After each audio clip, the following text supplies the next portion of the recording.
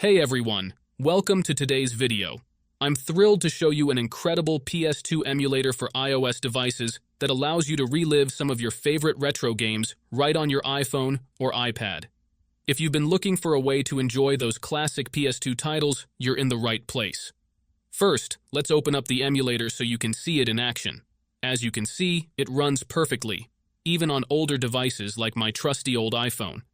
Now, you might be wondering about the installation. The great news is that it's super easy to set up. You don't need to jailbreak your device or do anything complicated.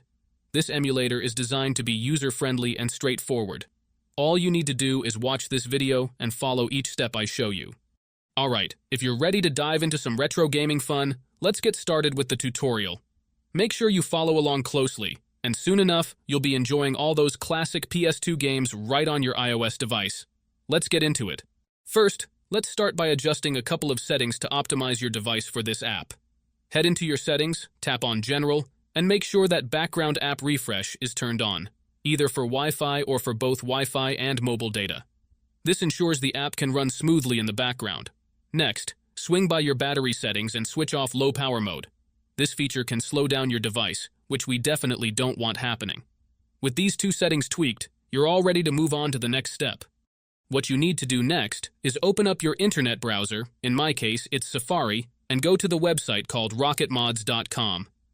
Rocketmods is a website where you can find many apps and games with amazing features.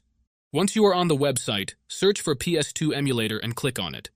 Here you will see some information about the app. To start the download, click on the green button and wait some time for the installation to finish.